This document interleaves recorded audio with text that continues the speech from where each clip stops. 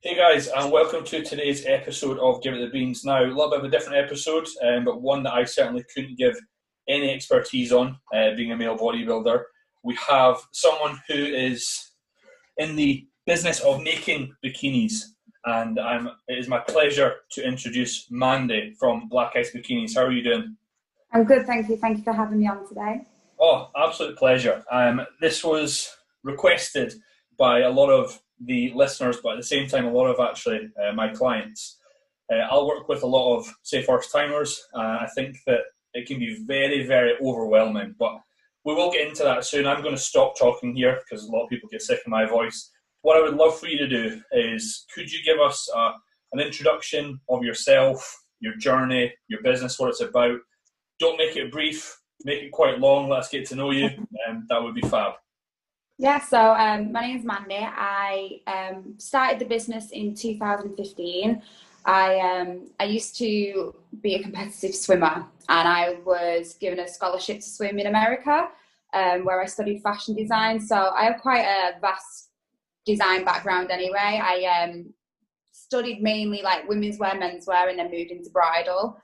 And then over there, I became a stylist for menswear and worked. I kind of used to help in the alterations department whenever I could because I just found it all a bit fascinating. Yeah. After my visa ended, I moved back home, and obviously being a swimmer, I was a bit lost in a gym. I was more obviously water training based, and as a retired swimmer, the last thing I wanted to do was then carry on my fitness journey in swimming. So I decided to giving it a go at the gym. And yeah, I got a PT, started training under him for a few sessions, and then fell in love with weight training. And somebody introduced me into the world of bodybuilding. So I think it was around, I think it was I think it must have been May. It was a UK BFF show, like a Northern qualifier in Warrington. I attended that, and yeah, just saw the girls on stage and just wanted to give it a go. So I started prepping for my first show. And I actually attended like a group posing session, and I was training for body fitness at the time. So I didn't think I suited bikini. So I went into body fitness, and somebody must have seen me coming a mile away because they said, "Oh, I have a secondhand bikini. You can buy it off me. They're usually like £600, but I'll do it to you for like 280." And I was just like, "Oh my God, okay, amazing." So I bought this secondhand bikini. Oh, it was awful. It was just so poor. It was so poorly made. It was like there was crystals hanging off it. Like I was just obviously completely scammed.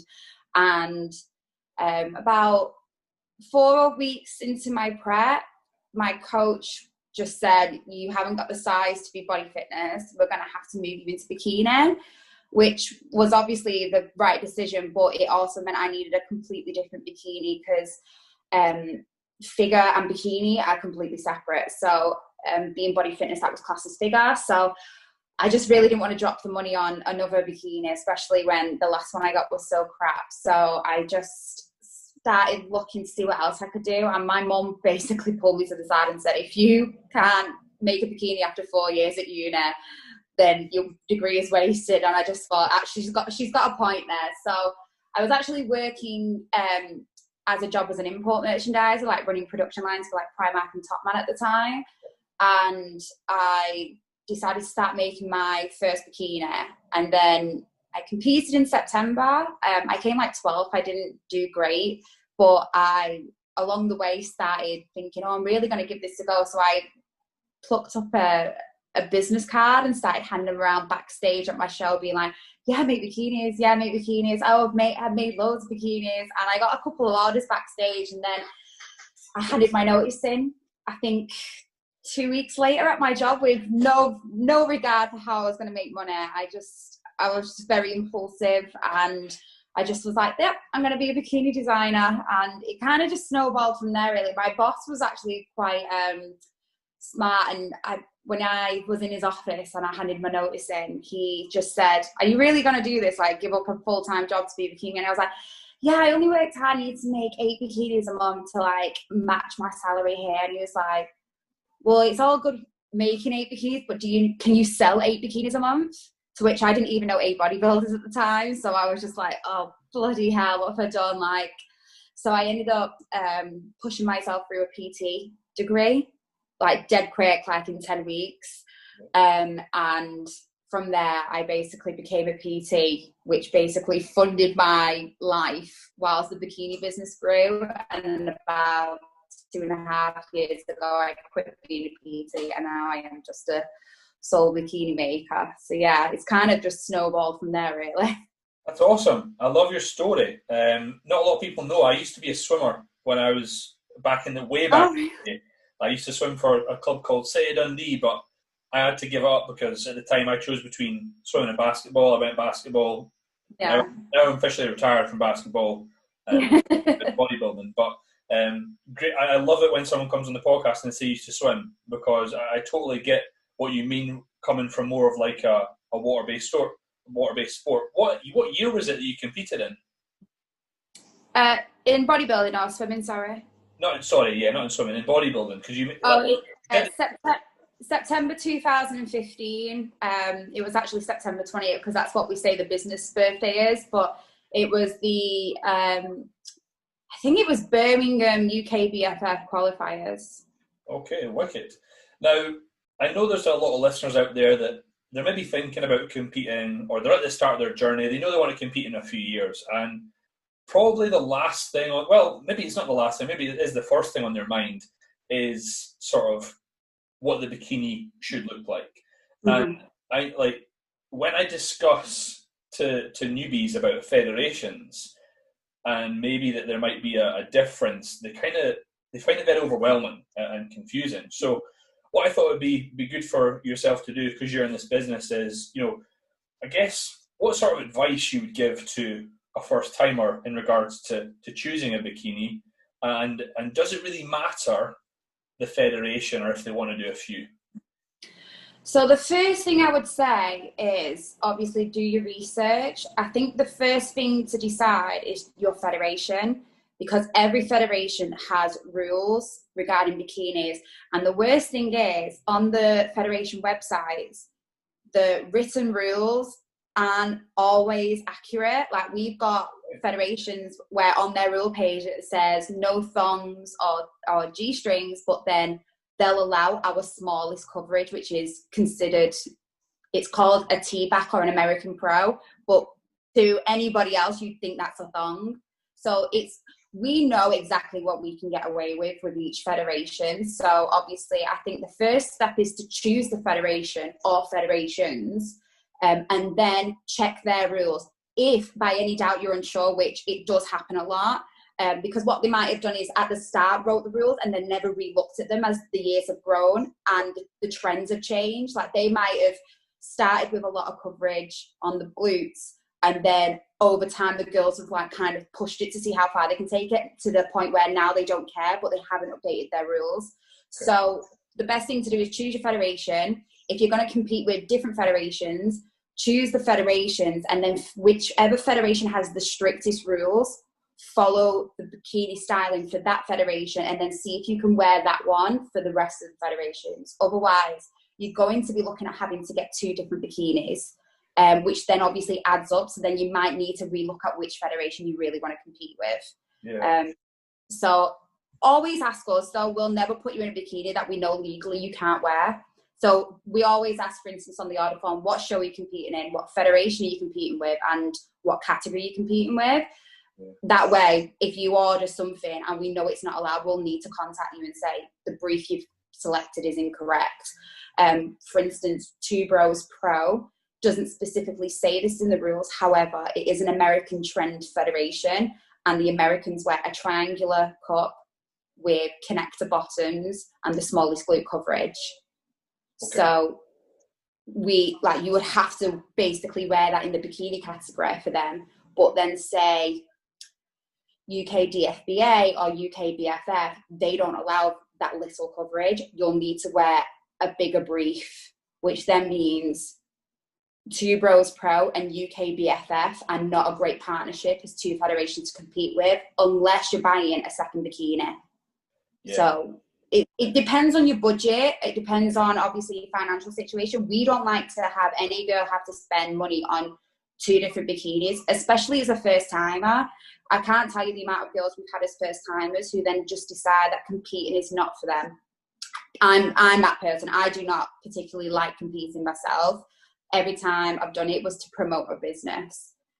So the thought of me having to step on stage with multiple federations, with multiple bikinis, and then have all these leftover bikinis at the end of my season and with no regard to wear them again, it's obviously not financially wise.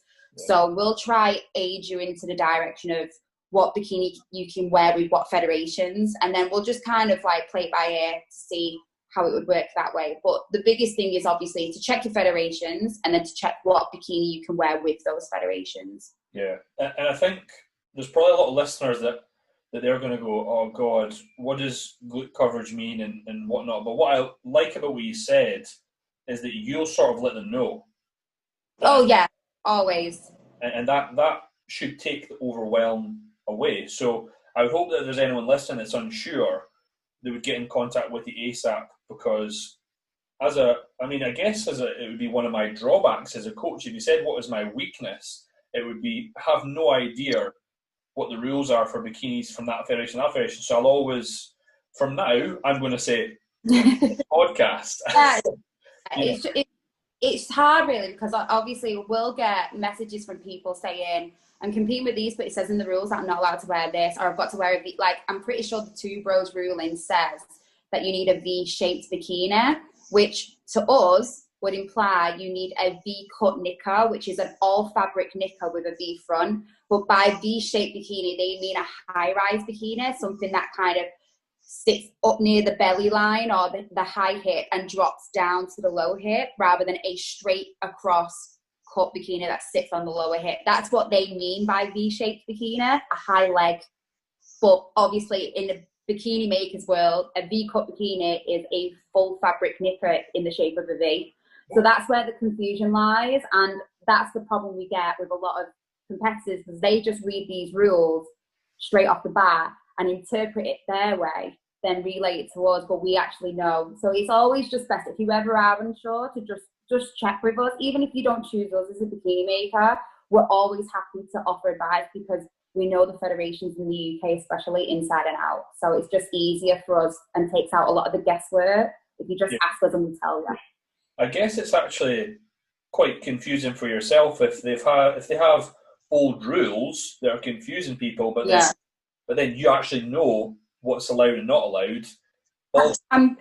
It was literally just last week. I had a client message regarding competing with one federation and then the other, and then she wanted to compete with Two Bros, but then I think she wanted to compete with Next Fitness Model UK, and she said, I don't think I'm going to be able to wear the Two Bros bikini at Next Fitness Model UK because it says in Next Fitness Model UK's rules, no thongs or T-backs or G-strings.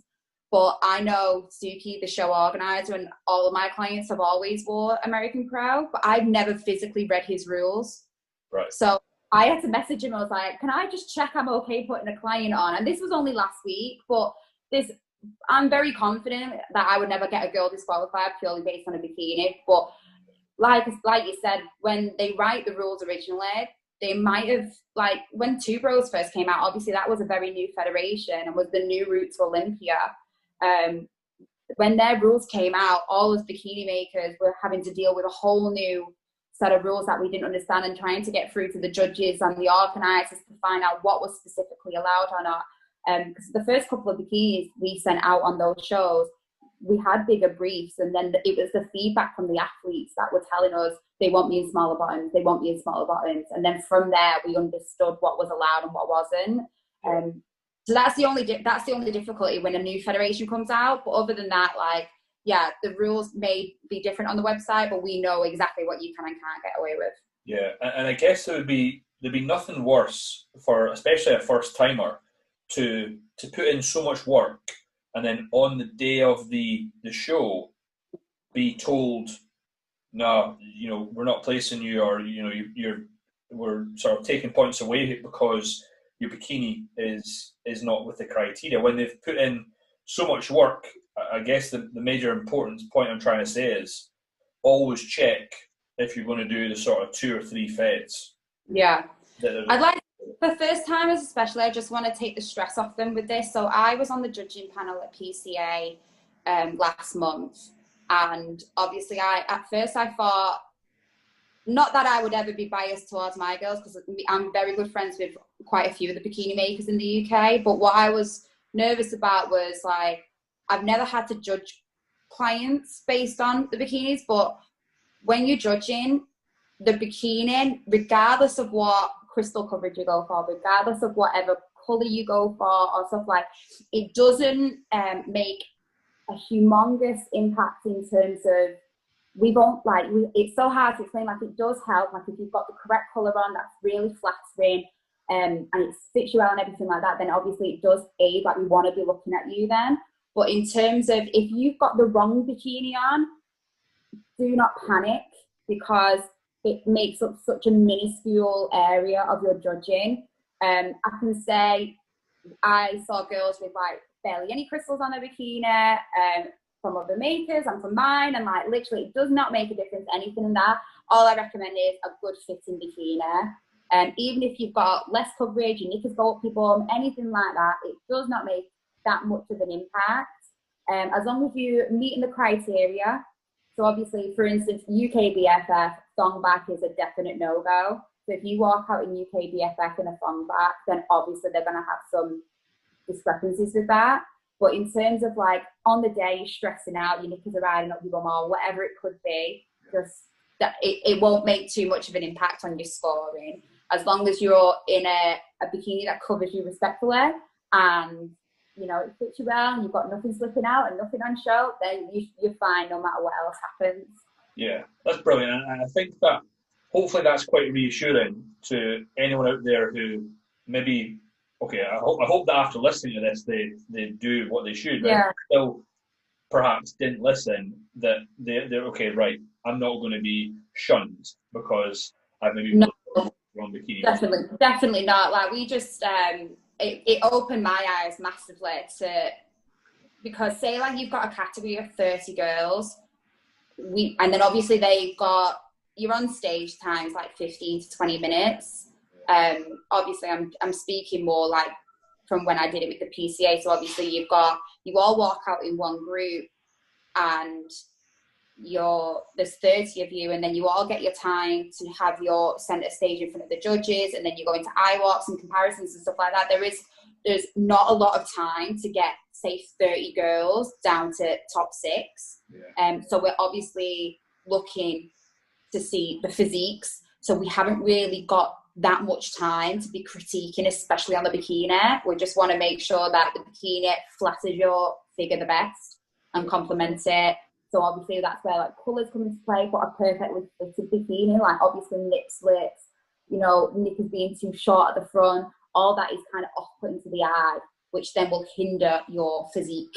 Yeah. So that's the sort of stuff that you want to be making sure of, like, that your top fits correctly, that it's not too big so your nipples are out, or your knickers aren't too small, that, you know, it's borderline, you know, getting a bit too low, that kind of thing. So that's the sort of stuff that is more important. And then obviously as you start getting up the ranks into, like, pro level, and, like, you're trying to make Olympia, that's when, like, the minuscule stuff starts coming into play, like, you know, bikini colour for your skin tone and stuff like that.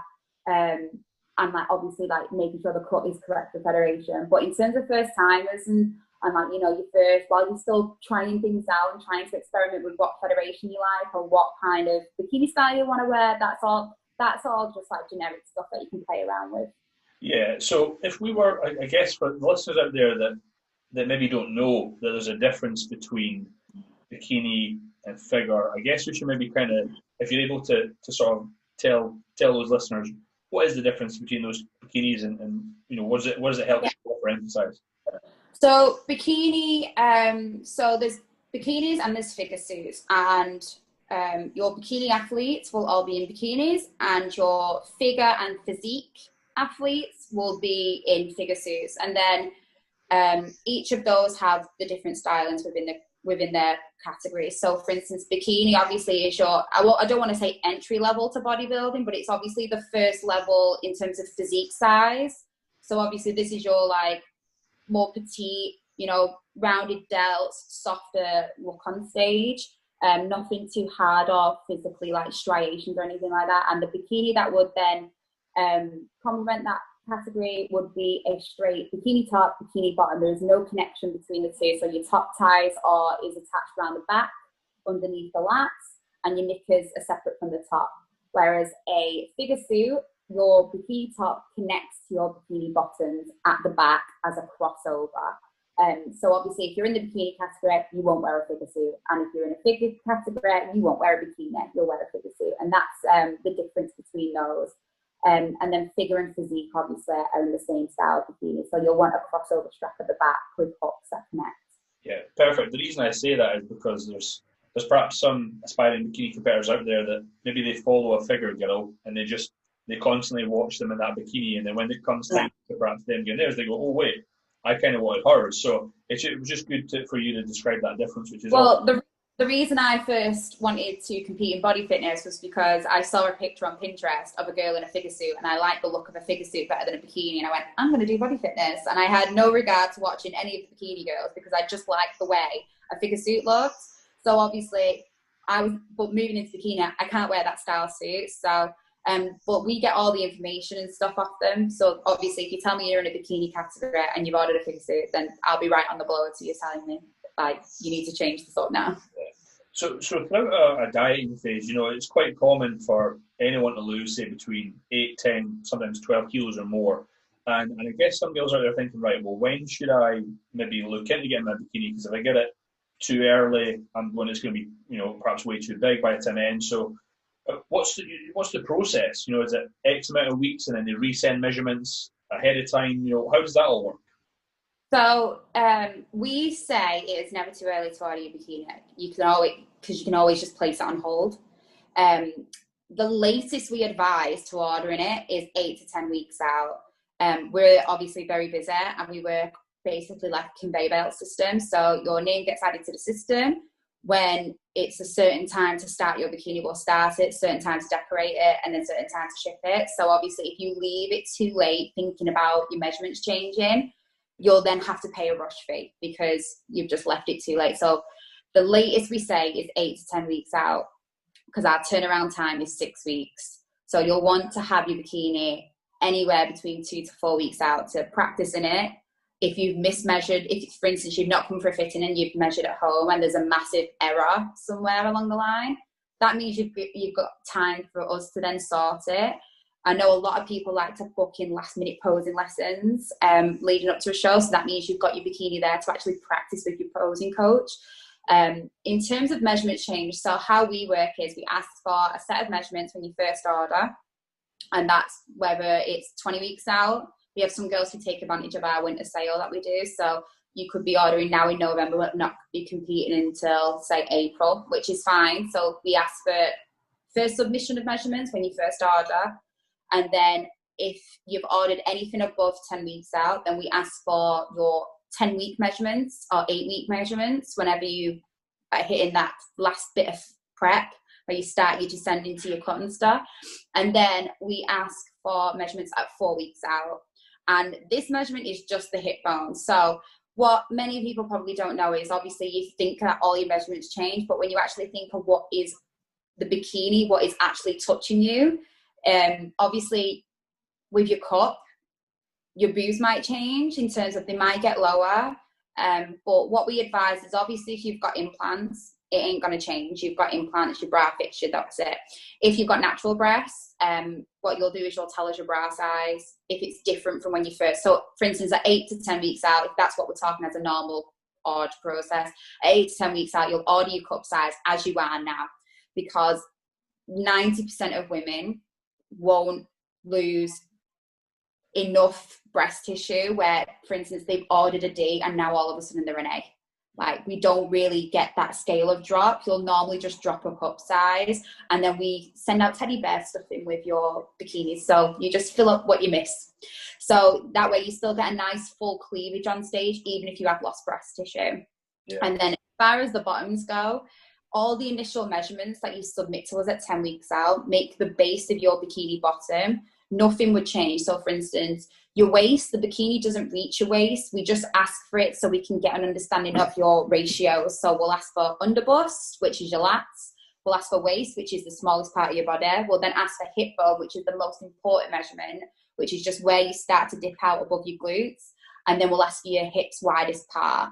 We'll also ask you your crotch depth measurement, which is basically the knicker from front to back. So above the pubic line to above the bum crack.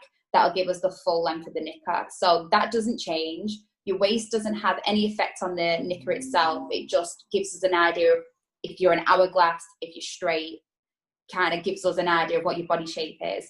And then obviously your hips gives us what you are at widest. The hips is very important to us because it tells us if you've measured your hip bone incorrectly. Right. So I always look at your hips and then look at your hip bone, and there is a little, not so much like a sum that I make, but obviously doing this for 5 years, I know what the difference should be. So if I see that your hip bone measurement is close to your waist and not to your hips, then I know you've measured incorrectly, and I can hit you straight up at 10 weeks out and tell you we need to do measurements together, or you need to remeasure because you've done it wrong. And that reassures the client that we're on top of it, we know what we're doing, and we're going to fix things from the get-go. And then at 4 weeks out, all we need is the hip bone measurement, because that's where the knicker straps sit. Yeah. So, and then if we've identified the hip bone at 10 weeks out is correct, and then they submit us a hip bone measurement that looks a little bit too low, then we'll know they've measured it incorrectly, or it is correct, whatever that is. And then we can contact them and say, can you remeasure, or your bikini's going to be ready in 2 weeks' time, we'll ship it out, blah, blah, blah. Yeah, that's awesome. When you kind of break it down like that, it doesn't seem too difficult. No, it's not difficult in the slightest, but we like to get all the measurements on file to begin with, regardless of whether, you're still got 3 stones will drop off, 3 kg, whatever it might be, because we'll just know then from the start whether you're measuring correctly. And also, if you're an hourglass, if you're pear-shaped, if you're straight like me, we'll know straight away, because it doesn't matter where you hold fat, you always hold fat in the same areas and then lose fat in the same areas. So obviously I'm very straight, I've not got much of an hourglass, so my waist and my hip bone and my hips don't really differ that much in terms, I'm just very pencil-like. So obviously for me, that'll help then if I'm in a federation where there's not much ruling on bikini styles. I can then say to the client, with your body type and there's no strength, maybe I'd suggest to you a V-cut knicker, because connector bottoms just wouldn't really look good on me. Okay, yeah. And I love the fact that, obviously you've been in this for a while, you just, it strikes me that you'll be able to look at someone and just be like, yep, they need this fabric, they need that sort of bottom one. Is that right? Yeah, I don't know at what point it clicked. Everything just clicked in place. I think maybe 2 years ago was when I really got confident with everything. The minute somebody submitted measurements, I would know they were incorrect, and I would just go on their Instagram profile and be like, she's a 33-inch hip bone. And I wouldn't even tell them. I would just make their knickers to a 33, and they'd be like, oh my God, they fit perfectly. And I can just tell people's hip bone measurements from a mile away. I can just see that. And then the same with colors and the same with styles. If you're pear-shaped, or if you're very hip hair, then the V-cut knicker is going to look amazing on you, because obviously it sits super high on the waistline and it just elongates your legs and just makes you look like the perfect hourglass. And it's the same with colours. Obviously if you're for instance, our girl Rhea, she's got dark skin, she's got dark hair, she's got really nice features. She's on the podcast today. Oh, brilliant. She's on after you. I'm doing one at 5. Fantastic! Yeah, awesome. That's great. Yeah. So she's in Mexico still. I think. I don't think she's gone to Florida yet. Hence why usually I do podcast recordings roughly about 3, but for her, I say we'll do it at 5, because then it's 12 Mexico time. But I'll let her know that you were on. Yeah. So she obviously suits pastel colours because of her skin tone. So obviously with Rio, we just never really venture anything from pastels. We don't really go too bold now, but that was obviously at the start of my career and the start of her career. We started working together, so we played around with that. But obviously, blondes, blues, reds, really bold, striking colours are always going to work. So we can advise on colouring and styling and stuff like that. And that was something you said, I suppose, in the pro ranks makes a huge difference. So if there is someone out there that's a very well seasoned competitor, and maybe they are thinking of trying to break into those sort of ranks, is there a general guide to You know, do girls that have blonde hair suit a different colour, or brunettes or red hair? You know, is there a rule of thumb, or does it really depend on the individual and their skin tone as well? It does depend on the individual. I mean, the perfect example, I'd say, is Phoebe Hagen. I've been making her bikinis for a few years now, and then obviously she turned pro, I'd like to say 2018, I believe. So her first bikini with me when she was turning pro was like a dark burgundy. That was like her signature colour. That's what she liked to wear. And then that was like a massive no. Like, they were just like, it's too dark for you. We want you in bolder colours. We want you in brighter colours. So then the year after, she showed up in like this mint green, like we call it Maldive green. It's like a turquoisey green, and it just like blew, like, she won one of her shows, I believe, and like just made a world of difference. And obviously with every show, we always get judges' feedback. Like, I always ask for the judges' feedback if they have anything regarding the suit, because we always need to adapt. The more pros we get on our team, the more feedback we get. Because obviously my athletes are the people who relay this to me. So for instance, with Rhea as well, she's 5'2", 5'3", and her feedback was the back straps need to be transparent because it shortens your back length. So all of a sudden then I'm having to go out and get transparent back straps rather than fabric because of a height. And this is something I would never have known if it hadn't have been for Rhea competing in the pro rank. So all these sort of stuff, obviously, if you are competing with the pro, but it is all just trial and error. You have got to be very lucky or very gifted, and like, you know, your physique got to be amazing for you to become amateur, pro, and then Olympia or something like that.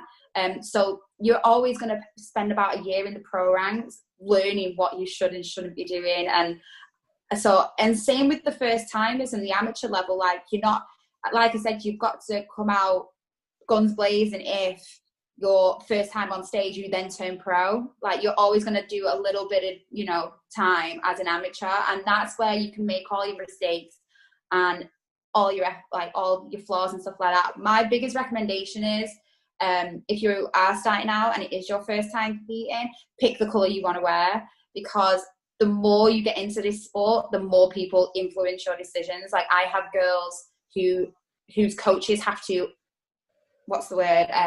agree the colour. The coach is like, that's it, like, oh no, you can't wear that on stage, like, it doesn't suit you. So like, I have some girls who I won't start the bikini unless I've had coach's approval, because I know for a fact the coach is so strict that if I make this bikini on a whim and then they take it to their coach and then the coach goes, no, I don't want you to wear that on stage, then I've just made a bikini for nothing and it's never going to get worn. And then I'll be going, oh, I'm not allowed to wear it, is there anything you can do? And I'm like, so it's, whereas as a first timer, it's your time to make mistakes and it's your time to do whatever you want to do. So if you love wearing red, then wear red. If you love wearing blue, wear blue. Like, it does not matter. Even if you love wearing black, just wear black. Because like I said, the more you get influenced by judges' opinions, coaches' opinions, friends and family's opinions, you know what I mean? It snowballs from there. So really, the only time you get to do it the way you really want to do it is at the start, I think. So I think just wear what you like to wear, because you yourself know what you look good in. Like, I always advise on colours if you don't know what to wear, what does your wardrobe look like? What does your current wardrobe look like? If you're going on a night out with your girls and you want to, you know, look really, really hot, and you're going shopping, what colours are going to be the ones that make you actually pull the garments aside and actually check out the dress? Like, mine's rust orange. I just feel my best in orange. So the bikini I wore in 2019, was it 2019? I couldn't remember the last time I competed. Yeah, 2019. I wore rust orange on stage and I loved it. So like I said, it's wear the colour that you feel the most bombing. That's the best way I could say it. That. Wear the colour you feel the most bombing. I feel we've got to maybe coin that phrase for this episode. That's wicked. Now, the one thing that, again, I suppose I don't know much about, you went into incredible detail, I think is invaluable for listeners, but some of them will be thinking about the design of the bikini, like the additions, the jewels or crystals or stuff like that. And would you say that it needs to just be what you like? Or if someone that's a first timer comes to you, do you say, right, well, we've got this jewel, that jewel, but like, that could be maybe overwhelming as well? So if you had advice there, what would that be? Yeah, so So I'll just say that obviously with the crystals, you've got most designers that I know of will either offer a glass crystal and a Swarovski crystal. Some designers only offer Swarovski crystals, which is completely fine, but I know a few of us, like me and Georgia Rose and Miss Bikini Fitness as well and stuff, we offer a glass crystal, which is quite a lot that you can see behind me here in the video, and then we have Swarovski crystals. So the difference is Swarovski is very expensive. It's the most premium crystal.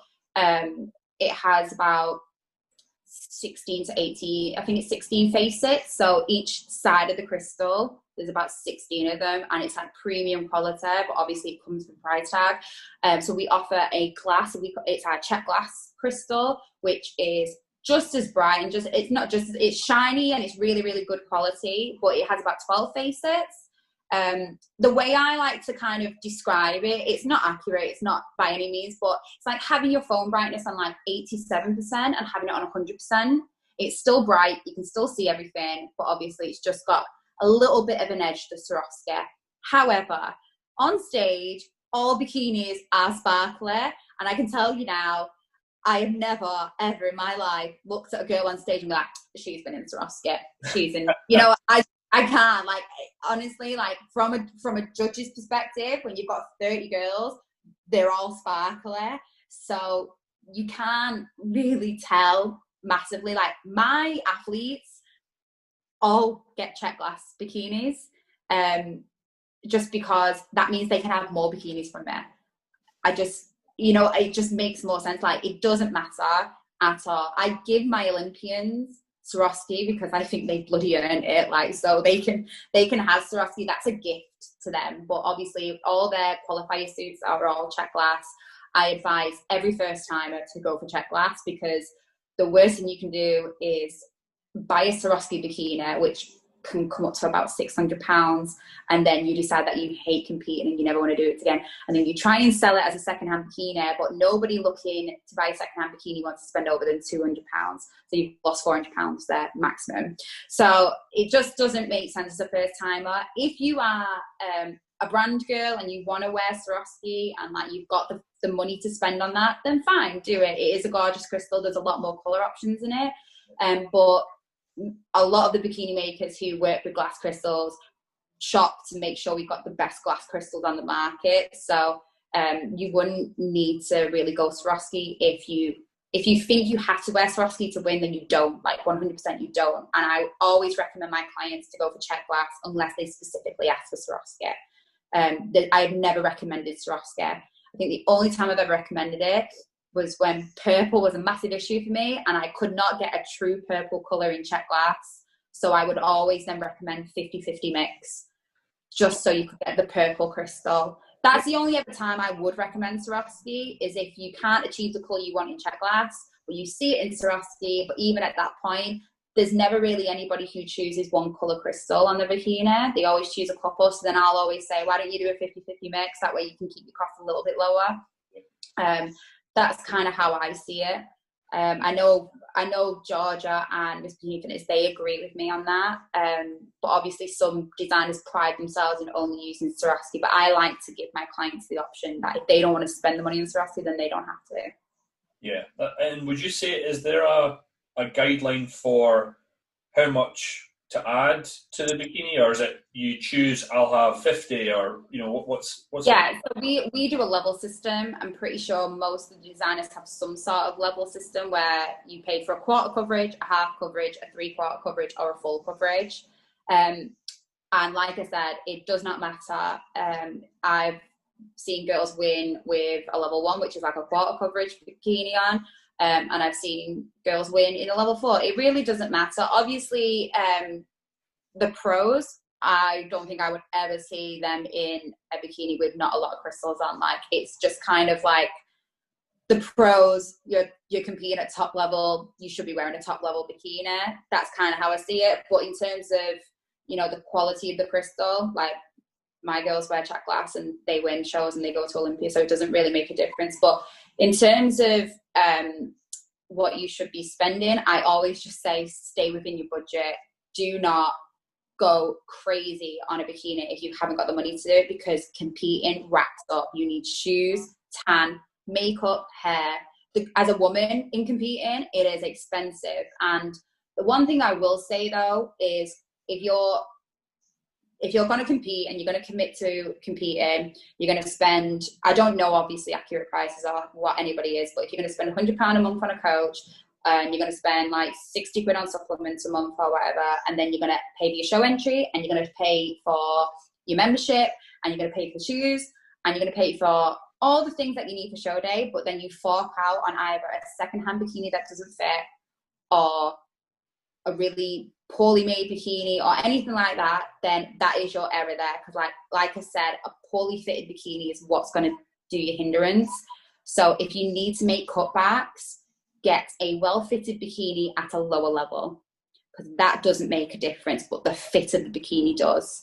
And that's the biggest stress I can say is shopping secondhand as a first timer before you know what size you are in bodybuilding is very dangerous. And the amount of girls we've had who have purchased a black ice bikini secondhand off somebody else, but didn't check their sizing, and then have come to us and said, hey, this cup is too big for me, can you change it? I'm like, I can't, I physically can't change the cup size, it's just impossible. I might be able to help you on the bottoms. And then the nipples are out, and they spend this money on a secondhand bikini, and there's nothing I can do for them. Whereas if you'd come to me and bought a level 1 or even a plain bikini and decorated it yourself, you would have spent the same amount of money, but it would have fitted correctly, and you could have even added more crystals on yourself. Because they take a lot of time. It's the individual placing of the crystals. Like, bikinis can take up to 16 hours to be made.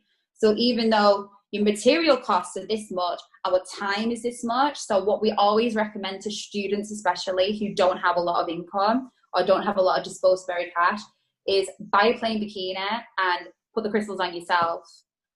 Because if you spend an hour every night for 2 weeks, you'll have a fully decorated bikini. That's amazing to hear that it takes that long, and of course it does, because the designs are incredible. But I guess as a male, I never really thought the time that goes in. That's why the turnaround 6 weeks, because if we're pushing out 10 bikinis a week in full impact season, and I've got all my 6 girls are booked out, so I have to book my girls out on a bikini who work for me. So if I give 6 bikinis out, and I'm doing bikinis myself, and my assistant is helping me, so we can get 10 bikinis out of assistant, and then you're ordering too short a notice. We have to slot you in, which means I have to pay extra. So that's why we have a rush fee. So I can bribe one of my workers, hey, I've got an extra bikini here, who wants it? I've got a rush fee payment here. So I'll obviously because we give, all my workers have other jobs. It works well with us that they use me as kind of their pocket money. So they all have their own form of income. They come to me for extra work. So obviously I have to take into account that they may have kids or they may have jobs. So I need to book them out for a week with just one bikini. Some girls are fortunate where if they're a teacher and they're on the 6 weeks holidays, they might say, hey, I'm good for 2 this week. So I can obviously get more out to them. But this is why they take a lot of time. So obviously they'll work a full-time job, and then they'll do 2 hours an evening on my work. So it does take a long time, whereas that's what we're paying, because I've then got to pay my staff, and that'll cover the expenses. Whereas if if you're a dab hand with a bit of glue and some crystals, and you're not going to go too crazy on it, if you just want a nice simple design, and you've got the time to do it, then of course definitely buy a plain bikini and decorate it yourself. And we'll even kind of give you we've got videos on our Instagram of how we've done it, so it's not like we're hiding any hidden secret. It's not difficult to do, it's just very time consuming. And obviously we perfected our craft with the ombres and the other designs, but as a student, or somebody who is trying to compete on a budget, if you buy a plain bikini, don't go crazy with the design. Just pick a nice simple design, get your crystals, and just take your time with it. And I'm sure you'll come out looking like you've just bought a level 4 from us. What I love is that, and I think this shows the type of person you are and how passionate you are about what you do, is that not a lot of people would say that. A lot of businesses out there might say, oh no, you need to buy our products, you need to buy this, but you're pretty much saying to someone, we know what it's like, we've been there, we've been in those shoes, do the playing, and I think that's a brilliant trait in yourself. Yeah, thank you. We just like I don't know who I heard it off, but I always do live by it. There's enough business to go around. Like I think we hit 200 to 250 2019. Obviously this has been a bit of a shitty year for sales and stuff, but obviously if we're hitting about 250 girls a year and George is hitting about the same and all the other bikinis are hitting, like, how many girls do you think we compete in? And it only gets bigger and better. The more people compete and the more people that put it on social media, the more people who want to give it a go. So even though we have a great return customer rate, we get a lot of first timers giving it a go. If anyone's watching on the video, the reason I just done that is because my hamstring just cramped. Oh. It was nothing to do with what you said, but literally my hamstring just went because I trained legs earlier on. But listen, I think that's awesome. Everything that you said, like the whole episode, there's not been a single point where you've not been going into extreme detail about designing a bikini, choosing it, and I think that the listeners will get huge value from this. But one thing I always like to ask guests that come on, not to do with what we spoke about, to do with anything in life, could you give us an idea of just the biggest lesson that you've learned in life? And from that, is there any advice that you give anyone out there that maybe perhaps has went through the same? I think the biggest thing in life is if you're not like the one thing I've learned is if you're not embarrassed by your first product or your first thing, then you started too late. So for instance, if you want to give a career in competing and you spend too much time thinking about it and researching it and like training for it, so you want to spend 2 years training for it to then get on stage, like I feel like you need to give things a go straight away, and then learn from it. So obviously, like there's a big thing where me and my athletes joke about the first time we stepped on stage and like how embarrassing the photos are and stuff, but you're only ever going to learn by getting on stage and getting feedback and then moving on to the next show. Whereas if you train really hard for 2 years so you can be the best on stage at the time, but then your posing's whack or whatever, like then obviously you started a bit too late there. Like you should always be embarrassed by the first thing you ever do. So like with me, my first bikinis that I ever brought out was so embarrassing. Like I wouldn't even put my name to them now. I couldn't even give them away to you if I wanted to. But I managed to sell them back then, and I look at the quality of then to now, and I just think how I got away with it. But that's the whole point. Like if I had spent 2 years working out the finer details of my business to then launch it, I probably would have been already overtaken by some of like my business competitors now. Whereas, I started then, and I've learned mistakes as I go along, and I'm still learning. So I just think if you are thinking of competing, but you think that you might not be ready, just book your next show as soon as you can, and then figure it out. Just train, just do your posing lessons, do whatever you want to do, get the first show out of the way, and then shrug it off and just think, right, well, that was an experience, on to the next one. Yeah, and I think you're so right that if you can't look back and laugh, yeah, how have you actually come? And that's exactly it. What you just said, I always think when I look back to my first stage shots as a physique guy, I go, I don't think I really look very good, but it's only because of where I'm at right now. So what you just said in regards to business or competing is so true. Now, what I'd like you to do is, there'll be many people out there listening that if they don't already follow you or know about your website and things like that, and they maybe want to get in touch. So I thought maybe you could tell the listeners where they could do that and how they could check out some of your products. Yeah, cool. So our biggest thing obviously is Instagram. It's where we upload most of our bikinis, and it's just the easiest way to get in touch with us because obviously the messages go direct to our phone. So Black Ice Bikinis with the S on the end on Instagram. That's the same on Facebook. If you want to email us, it is info@blackicebikinis.com. And our website, of course, is www.blackicebikinis.com. Fantastic. Now, I guess I should speak for my clients as well as the listeners in saying thank you for all the knowledge bombs, the reassurance, I suppose, as well, for first-time competitors, as well as some knowledge bombs in there for seasoned ones, that their first competitive season might not be as stressful after listening to this. So a massive thank you for that. And I'm sure that I'll speak for yourself and me when we say to listeners, give it the beans.